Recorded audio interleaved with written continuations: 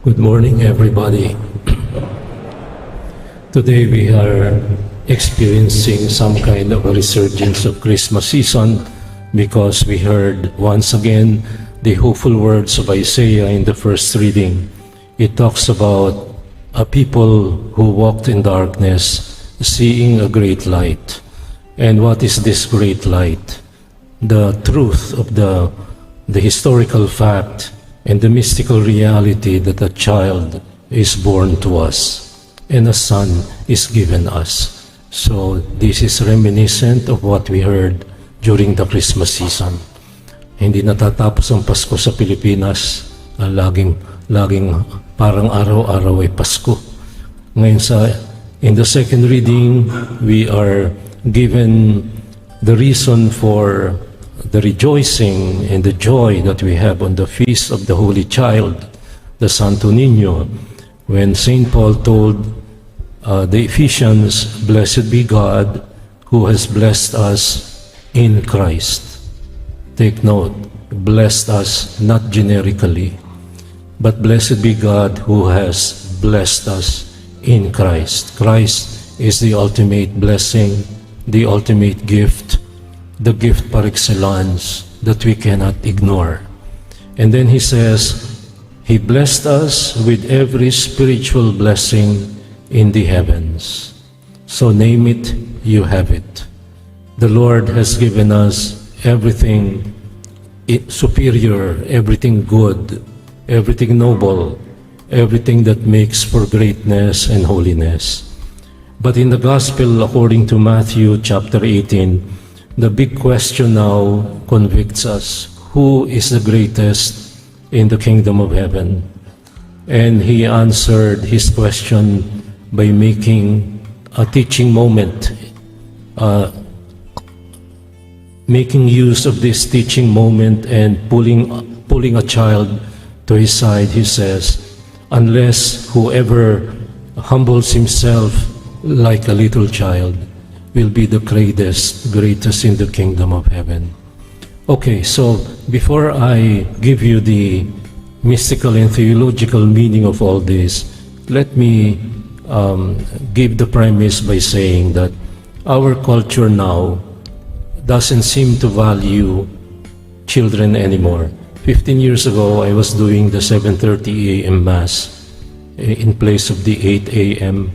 And 15 years ago, 20 years ago, I was complaining about the noise of children because they were noisy at times. Now, I am complaining that there are no more children.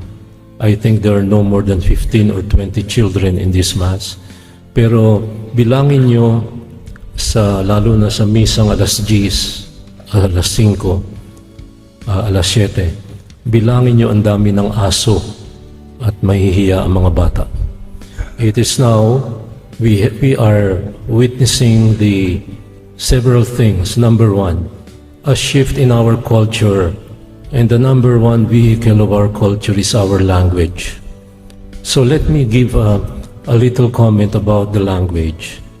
We anthropomorphize. It does not exist in English, but there is no other word. Anthropos in Greek means man.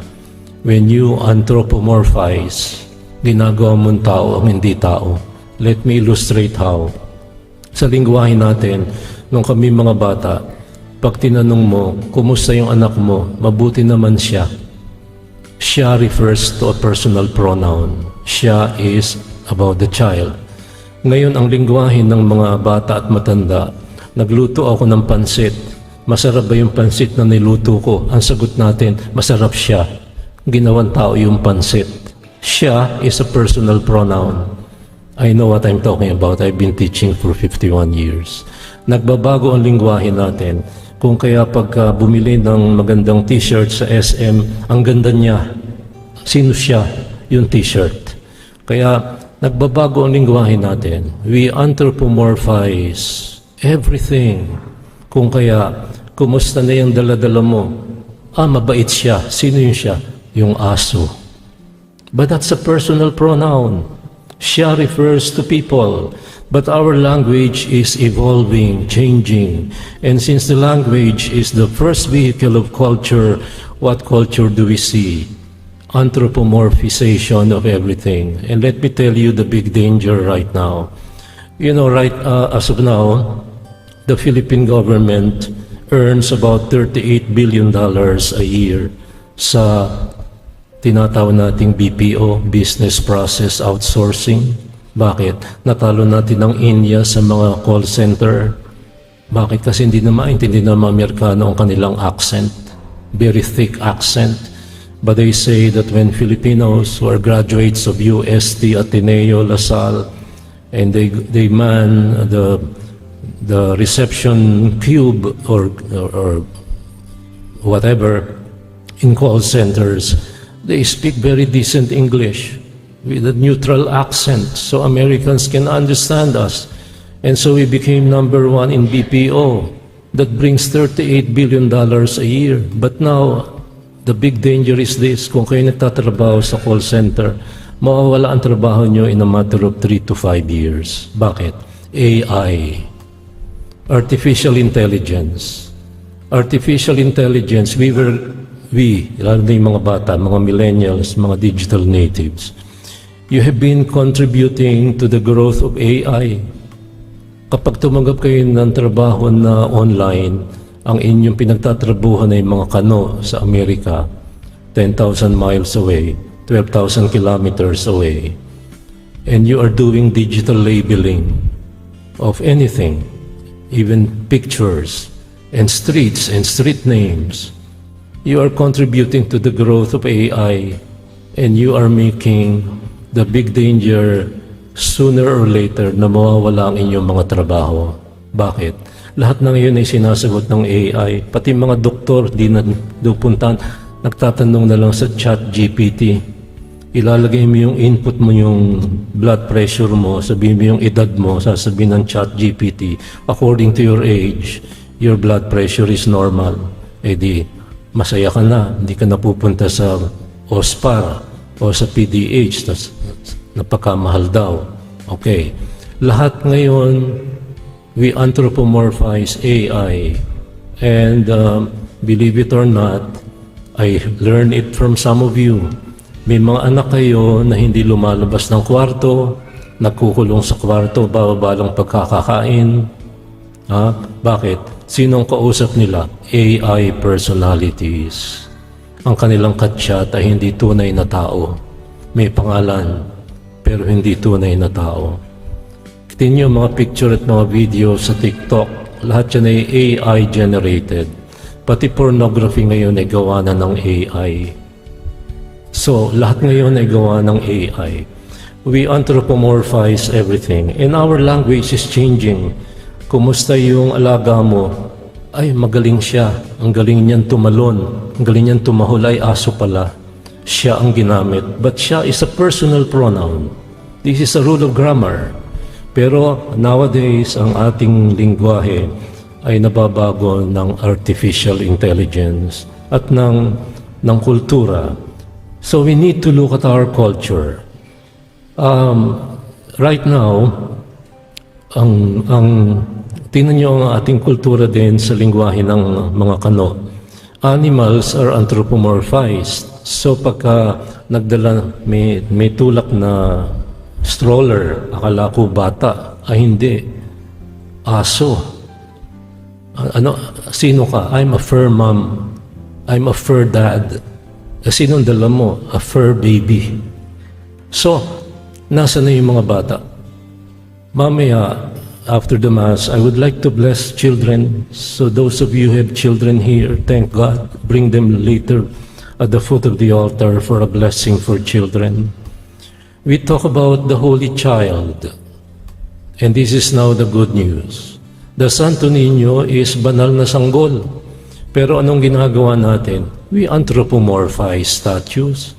Kung kaya sa Muntinlupa mayroong contest ng isang linggo. Ano ang contest? The best costume for Santo Niño. Kaya naglipa na ang Santo Niñong pulis. May Santo Niñong umiihi. May Santo Niñong palaboy. May Santo Niñong Parang si, you may star dito, si Darna. Santo Niño, di mo maintindihan kung babae o lalaki. Ginawang muñeca. In Spanish, muñeca is manika. Ginagawa nating manika. Kung kaya, we anthropomorphize the Santo Niño and made it an image of banal ba ang pulis? You be the judge. Kulang na lang gumawa tayo ng Santo Niñong honorable congressman. Lahat ng uri ng Santo Niño, ginagawa nating kay sarap pisil-pisilin, kay sarap amuy-amuyin, kay sarap lamutakin. Tingnan nyo sa SM Bikutan ng napakaraming tao, dinudumog ng tao yung tindahan ng mga muñeka. Yung niyayakap ninyo sa kama, yung gawa ng mga hapon, parang manga. Okay. So, yan ang ating kultura. Animals are anthropomorphized. The Santo Niño is transformed into a manika. And so, para sa mga deboto ng January 9, ang debosyon nila yung mahawakan, yung lubid o sumampa sa andas. At pag nagawa nila, wapakels na. Sa isang taon na uli, sasampa sa andas. At hahawak sa lubid. Anthropomorphization of AI, of dolls, everything that we can measure, we can touch, we can feel. Kaya pati ang lingwahe natin, kumusta ang niluto kong pansit, masarap siya. Ginawan tao yung pansit. Pwede naman sabihin masarap yung niluto mo, pero hindi, masarap siya. AI personages, diyan nagkukonsulta ngayon ng mga bata. At may mga batang hindi lumalabas ng bahay pero laging kausap yung AI personage. Artificial intelligence. Today's liturgy is good news. And what is the essence of the Santo Niño? Hindi dapat nating gawing laruan ang Santo Niño.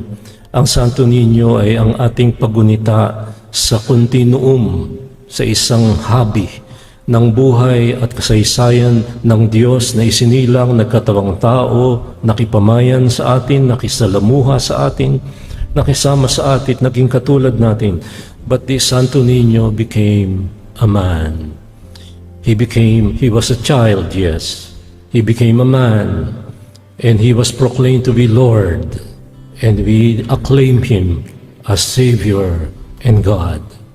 So, kung tayo ay nanatili sa lubid, sa pagsampa at hindi pagsamba, nanatili tayo sa munyeka, nanatili tayo sa nakikita at nabibilang at nasusukat, mababaw ang ating pananampalataya. And let me share with you why, even if years ago I used to support this Grand Marian procession in Intramuros, hindi ko na sinusuportan. Bakit? Ginagawang Miss Universe, yung mga kamarero nagpapaligsahan. Nagyabangan magkano ginastos mo sa dapit ng birhen. 500,000. Payabangan ng mga kamarero.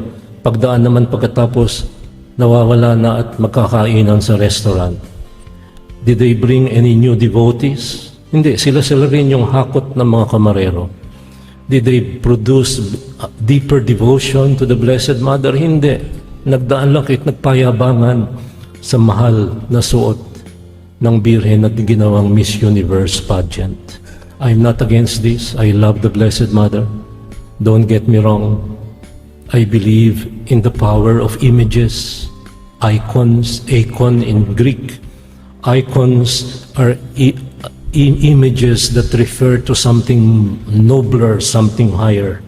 And therefore I believe in the power of images to call to mind what is noble and great and beautiful and sanctifying.